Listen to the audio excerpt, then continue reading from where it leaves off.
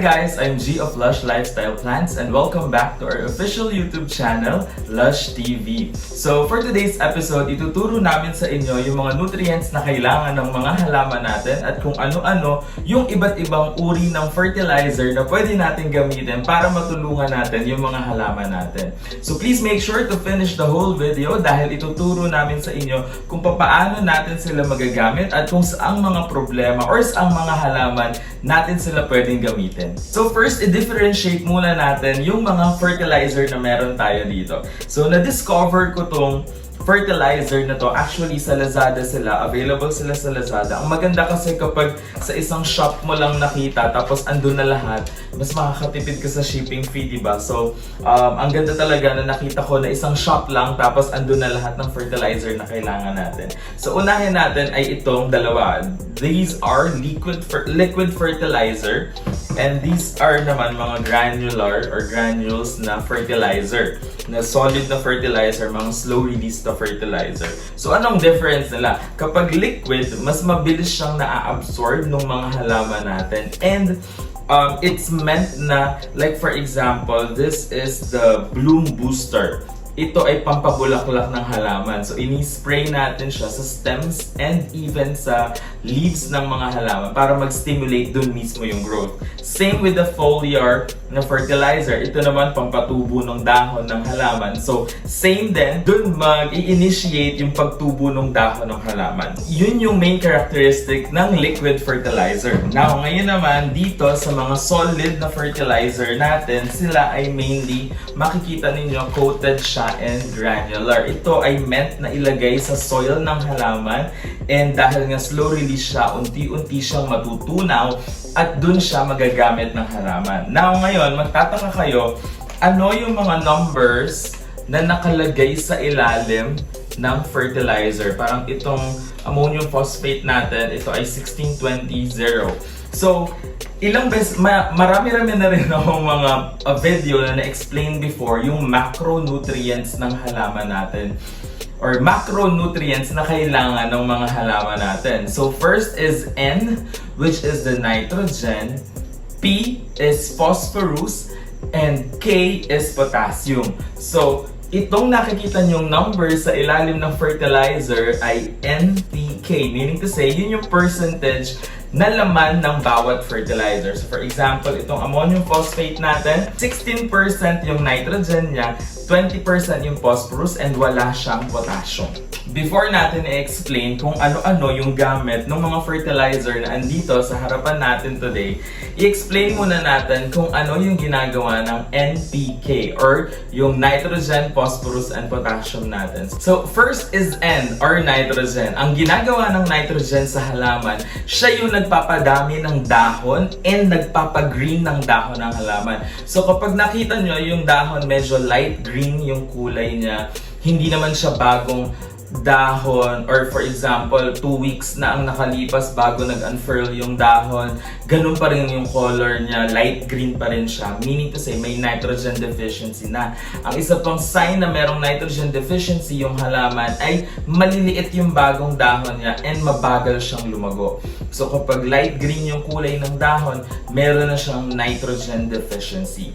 Okay? So P naman is phosphorus. So, ano ang ginagawa ng phosphorus? Actually, yung phosphorus, kung yung halaman mo ay namumulaklak at hindi namumulaklak, wala siyang phosphorus or kulang siya ng phosphorus. So, doon natin ginagamit yung mga pataba na mas mataas yung phosphorus content. So, ang isa pang function ng phosphorus ay ginagamit siya sa photosynthesis. So, meaning to say, tinutulungan niyang i-absorb ng buong halaman yung mga nutrients na kailangan niya para sarili niya mismo makagawa siya ng food and ma-convert niya yung mga nutrients na kailangan niya or mga nutrients na nasa soil into their energy.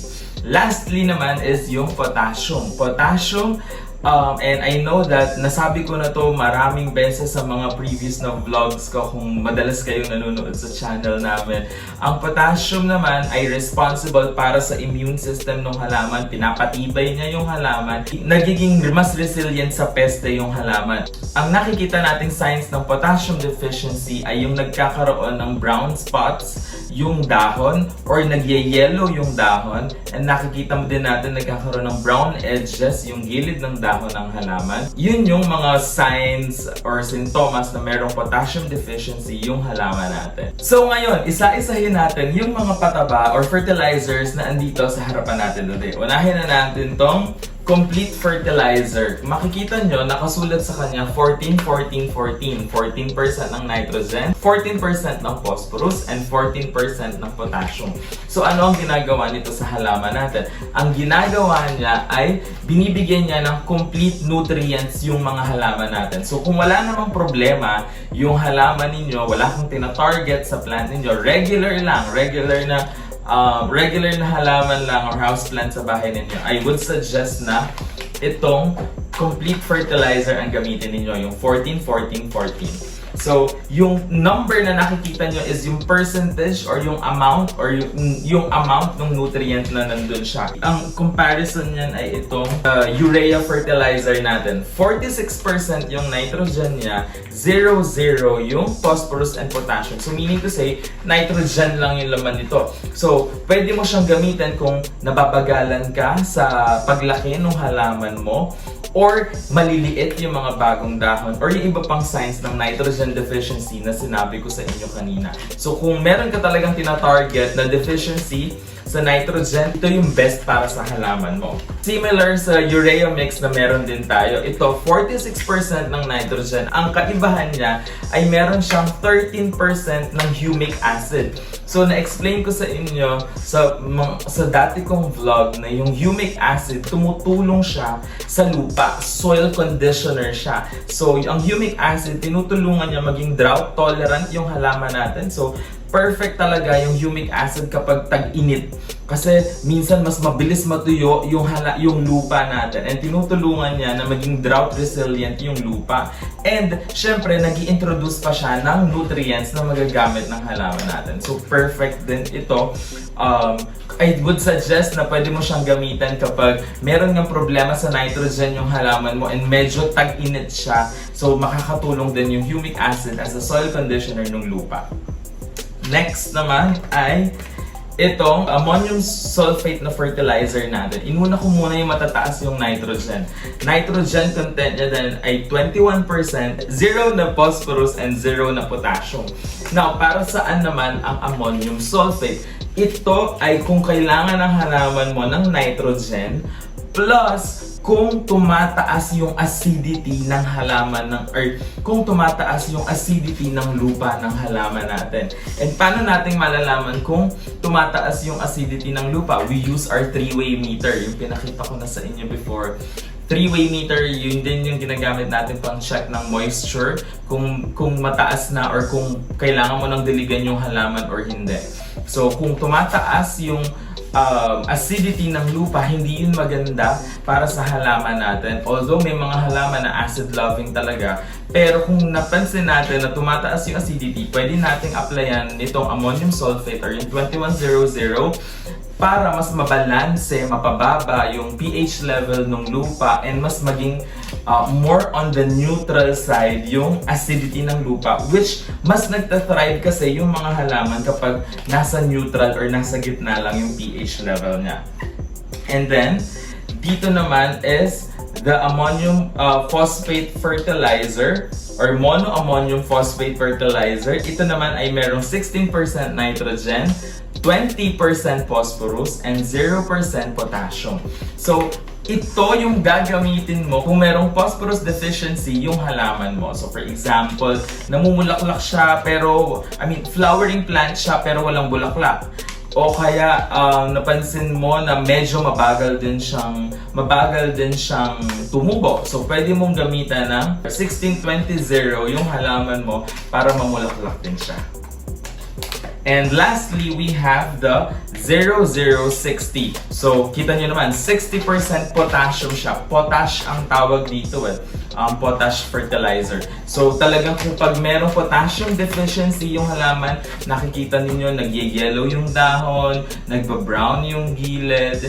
And be careful sa nagba-brown yung gilid, kailangan mo i-check kasi minsan sign din yun ng lack of humidity. So, you really want to be sure na potassium deficiency siya. Kung meron siyang dark or brown spots sa dahon, potassium deficiency din yun. So, ito yung pwede mong gamitin. So now, ipapakita ko sa inyo kung paano gamitin yung mga fertilizer nito sa iba't ibang uri ng halaman and iba't ibang condition nila. So first is, meron akong inch plant dito. Ang gagamitin ko sa kanya, since wala naman siyang problema and routine fertilizer lang naman, is yung 14-14-14. So, pakita ko sa inyo kung paano natin siya gagamitin sa halaman.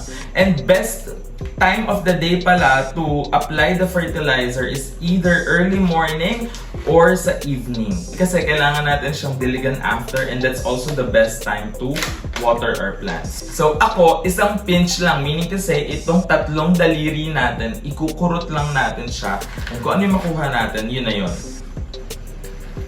Ito lang.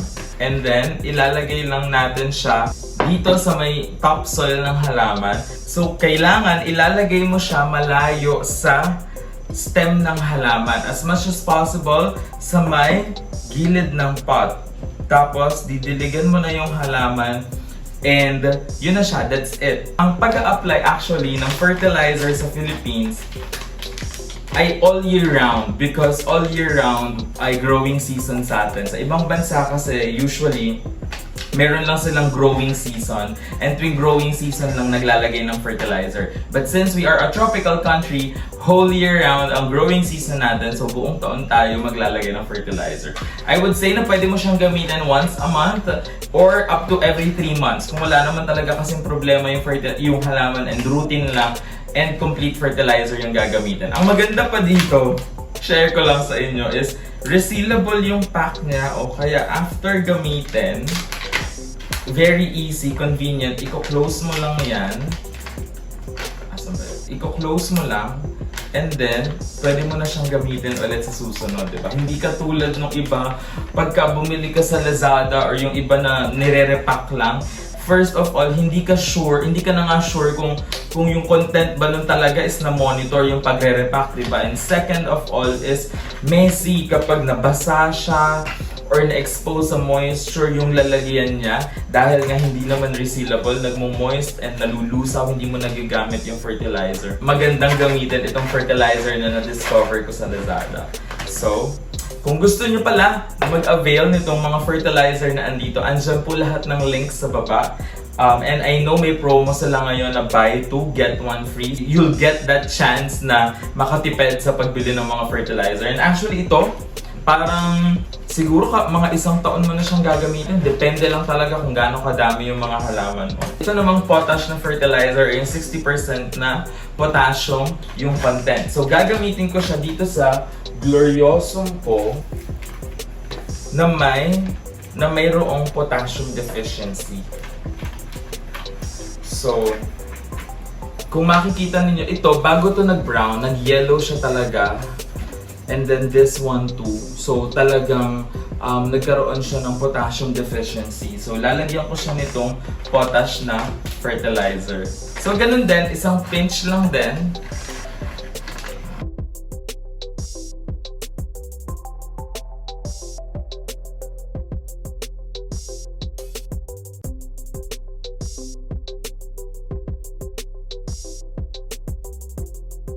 So, after mo ilagay dito, didiligan mo lang siya ulit. Hindi ko na po ipapakita sa video kasi medyo messy. So, mamaya ko na sila didiligan after nitong video natin. And lastly is ito naman, ammonium phosphate or yung phosphorus, yung pinakamaraming content. So, pwede natin siyang gamitin sa flowering na halaman para mas madali silang mamulaklak. Ang paglalagyan ko nito ay itong anthurium natin dito. Ayan. So, yung ito medyo malaki yung lalagyan. So, I would say na 2 kurot ng fertilizer yung ilalagay natin. Ayan. So, ito. Lagay ko siya dito. So, yung unang kurot, lagay natin siya dito. Malayo ulit.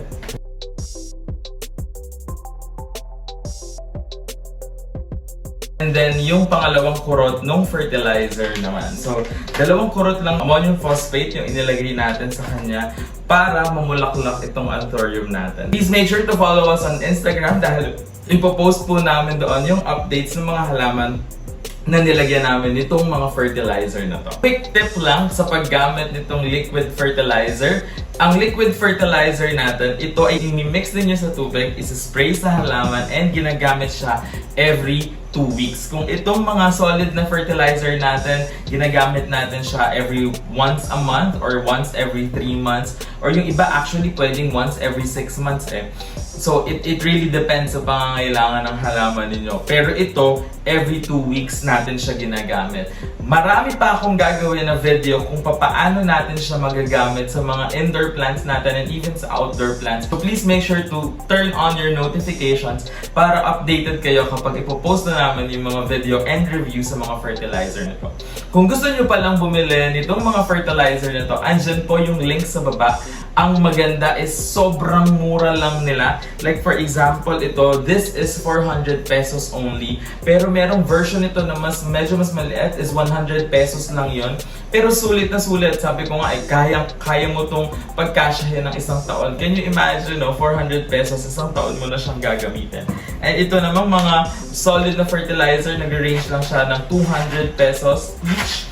So, ang sulit na sulit din kasi ang dami ng laman niya and magagamit mo na rin siya ng matagal na panahon dahil kurut-kurut lang yung paglalagay natin ng fertilizer. So, andyan po yung link sa description box. Click nyo lang dyan and bumili na kayo ng mga fertilizer. Again, may promo sila ngayon. Buy 2, get 1 free. Yung mga link po na andyan sa Lazmall yon. So, sobrang legit.